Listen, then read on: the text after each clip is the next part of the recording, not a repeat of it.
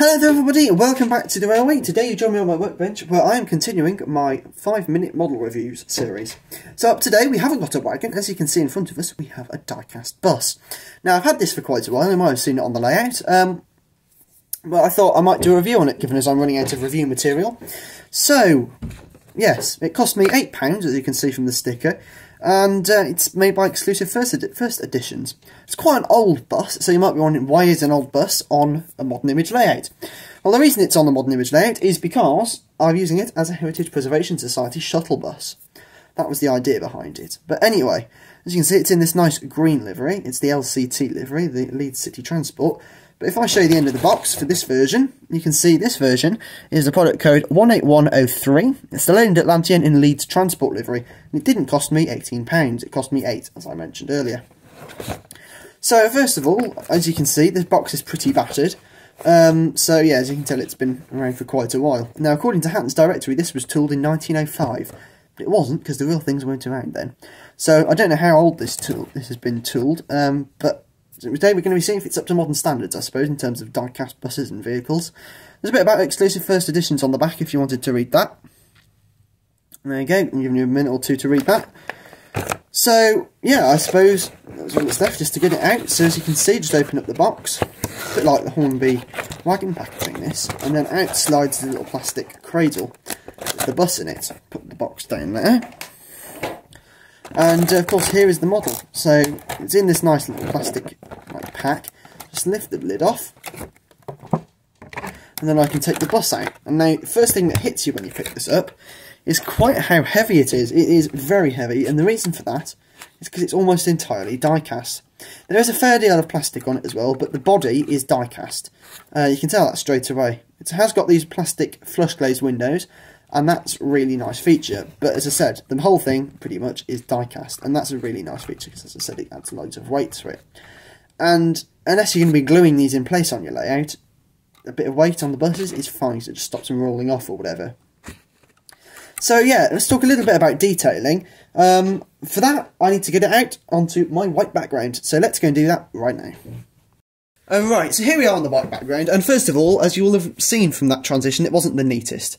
There's a fairly good reason for that as well, and probably the first and the last for this channel, but that's because I'm not going to waste my production capacity on these smaller reviews of less detailed models. If I'm going to put my production capacity into something, I want to put it into a project I'm actually really excited about, and something that's hasn't taken me 10 minutes to produce. Not saying I don't enjoy doing these, because I really do enjoy them, and I hope you enjoy them too, but you know, I'll try and keep them looking professional. So apologies about the camera wobbling there. My tripod is broken, so I can't do it on that, and I'm having to put it on my office chair instead. Anyway, as you can see, I've invested in a proper white background. Well, proper white background in inverted commas, because I'm using 3 pieces of white card, so it looks pretty decent. But anyway, I'm prattling, and I want to keep this video to try and 5 minutes. That doesn't make any sense, but I'm trying to keep this video to 5 minutes. If I can get my words out, it would be good. And the reason for that is because the last video took way more than 5 minutes. I think it took like 10 minutes or something, so I don't know.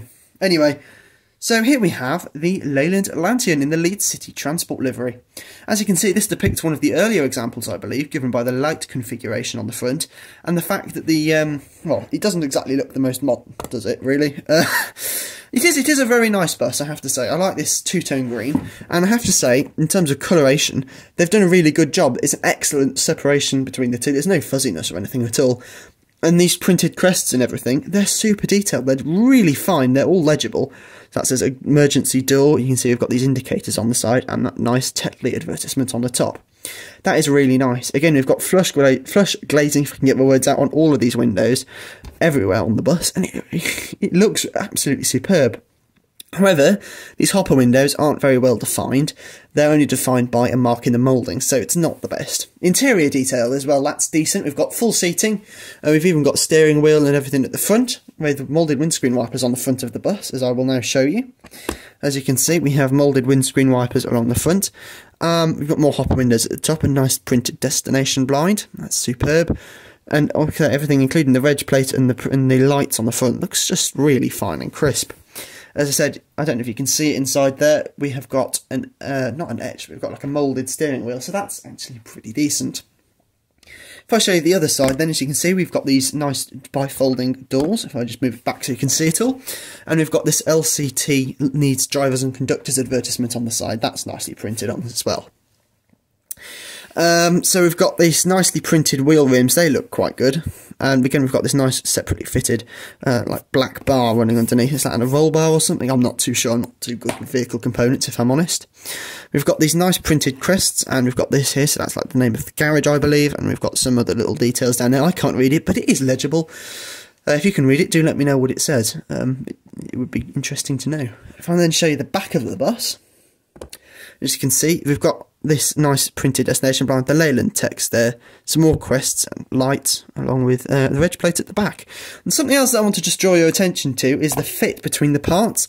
So this part here, I believe, might be plastic. It's separately fitted, and the fit between that and the body isn't great. There's quite a big parting line there, so it doesn't look the most realistic. But other than that, that's about my only gripe. But how does it compare to other diecast models? Let's find out. So I've got here two other diecast vehicles from a competitor brand. Both of these vehicles are from Oxford.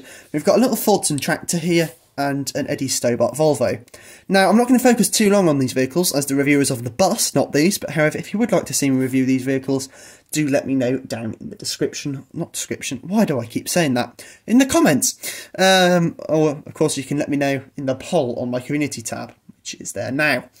Would you like to see some more reviews of these two here? Anyway, so as you can see, these have got excellent printing. Now this one here, in particular the Eddie Stobart, appears to have some sort of vinyl wrap type thing. I'm not too sure how they've printed the complex Eddie Stobart livery. However, you can see between the seam lines and moulding lines, I don't know if it comes across very well on my camera, but it does have big white marks, so it doesn't look hugely realistic in that respect. However, in pretty much every other aspect, it's virtually the same in terms of detail, as I said. However, the only other thing that I would notice on the front of this model, as you can see, are these separately fitted headlight blocks. No working LEDs in there, but they do look slightly better than the Leyland printed headlights. So that's about it, really. Actually, that's a lie. This has got separately fitted wing mirrors, and they look really very good. As for the tractor then, that's more or less the same in terms of detail. We've got loads of printed crests, we've got some lovely printed details there. This one is almost entirely plastic. There is a little bit of die-cast on it. But again, it's unlike the other two models. The lorry and the bus, they both have a heck of a lot of die-cast on them, which this doesn't have, annoyingly. So things like this exhaust pipe, bring it around so you can see it flexing. If I put my thumb on it or whatever, you can see how it wobbles. In fact, that didn't show up very well, but it is quite flimsy and flexible. So you need to be very fragile. It is very fragile. You need to be careful.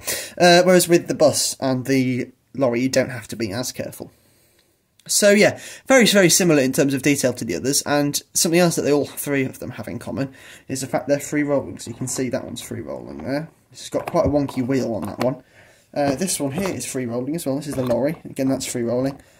Slightly wonky wheels on that one, and this one's free rolling without wonky wheels. Very free rolling and smooth. So yeah, something that one has that the other three don't is the very non-wonky wheels, as it were. So yeah, it's a decent model. Would I recommend it? Definitely. Am I going to be trying more EFE buses? Definitely. As always, if you have enjoyed today's review, this is the end by the way, and in case you have enjoyed today's review, which I hope you have, please do leave a like, comment down below, share and subscribe to the Timber Valley Productions channel. There will be more reviews and other nonsense coming soon, so do keep your eyes peeled for that. And thank you for watching. Until next time though, see you again very soon. Bye for now.